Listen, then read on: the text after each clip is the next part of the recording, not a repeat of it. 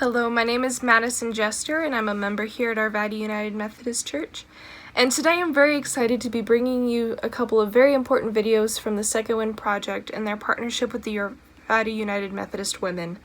These two videos provide a lot of very important information when it comes to protecting teens and young people against suicide and suicidal thoughts, and ways that you can communicate with them effectively in order to make sure that everyone involved is safe and gets the help that they need.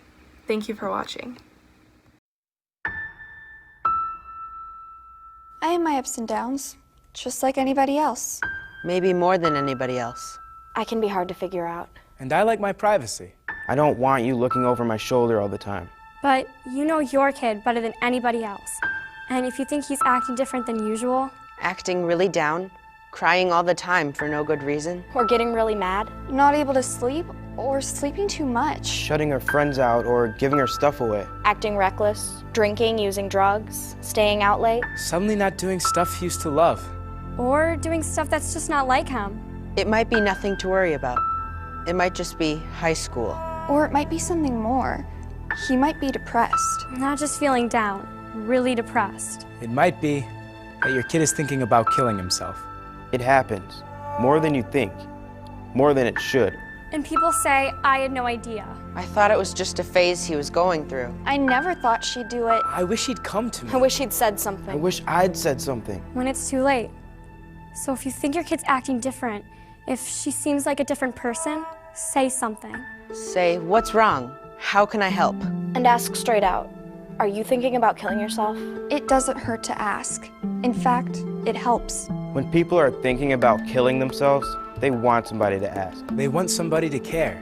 Maybe you're afraid you'll make it worse if you ask. Like, you'll put the idea in their head. Believe me, it doesn't work that way. It doesn't hurt to ask. In fact, the best way to keep a teenager from killing herself is to ask, are you thinking about killing yourself? And what if they say yes? Or maybe. Or sometimes, Well, here's what you don't say. That's crazy. Don't be such a drama queen. you're making too much of this. That boy's not worth killing Yourself. over. That's not going to solve anything. You're just trying to get attention. You're not going to kill yourself. What you do say is, I'm sorry you're feeling so bad. How can I help? We'll get through this together. Let's keep you safe. A lot of people think about killing themselves. Adults and kids. most of them never try it, but some of them do. So if your kid says, I'd be better off dead. I can't live with this. I'm gonna kill myself, Take her seriously. Find someone she can talk to about it. Someone who knows how to help. Sometimes kids want to kill themselves because something happened. A breakup, a failure. But sometimes it goes deeper, and it's not going to go away by itself. Get some help. Talk to your doctor. Or a counselor at school. Or your minister. but don't just let it drop. And make sure that your kid always has someone to turn to. Someone he trusts. Make a list together, right then. 3, 4, 5 names. Put a suicide hotline number on there too. Have him keep that list in his wallet, so he always knows where to turn. Make sure your home is safe. If you have pills she could use to hurt herself, lock them up. If you have a gun, don't just lock it up. Get it out of the house. The bullets, too. And one more thing. If you think your kid might be about to hurt himself, don't leave him alone. Take him to the emergency room. Call 911 if you have to. We all have our ups and downs, but sometimes it's more than that. If you think something's wrong, the only way to find out is to ask. Ask straight out. Are you thinking about killing yourself? Don't wait until you're sure. Trust your gut. Because it never hurts to ask. And it can make a big difference. All the difference. In your kid's life.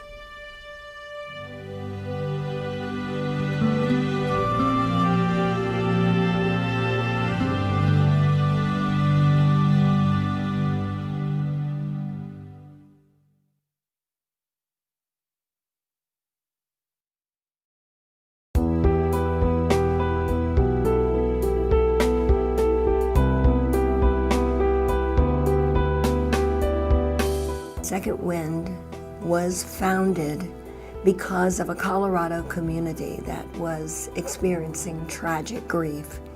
In a very brief time of about 9 months, 4 students took their life. So there was grief, there was loss, there was a need. They just experienced an extreme loss, and fortunately a group of concerned community members got together and determined that something else needed to be done for those youth that still needed help. They had the idea of providing payment for therapy for youth that really needed it. Our mission statement from the very beginning, and continues to be, the minimizing of possible teen or childhood suicides by removing the financial barriers and the social barriers. According to the 2015 Healthy Kids Colorado survey results, 14% of Colorado high school students reported making a plan about how they would attempt suicide during the past 12 months. Close to 8% of those youth actually attempted suicide one or more times. Second Wind Fund believes that every child and youth at risk of suicide should have access to the mental health treatment they need. When we look at any of the statistics, it's quite alarming. More youth die by suicide than in car accidents. The year that Second Wind started, the school year 2001-2002, my 17-year-old daughter, Marna Lynn, took her life, a very talented, smart, young, beautiful young lady. My goal is to make sure that other parents, other families do not have to go through the loss of someone they hold dear.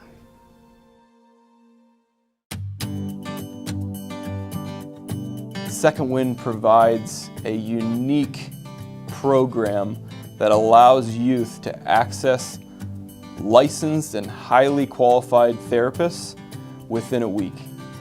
We receive the majority of our referral calls from school counselors across the state of Colorado. We'll receive a call from one of those counselors who is dealing with a youth who is at risk for suicide. Their family has been going through financial struggles, they're tapped out in terms of using their insurance, and they just need that immediate assistance that Second Wind Fund can provide. We pay for all 12 sessions. If necessary, we will also provide transportation assistance to the therapists. Since the beginning, Second Wind Fund has been able to save the lives of over 4,400 youth across the state of Colorado. We are making a difference in your community with your kids and saving lives. Our goal at Second Wind Fund is to always say yes to a child or youth that is in need of our services.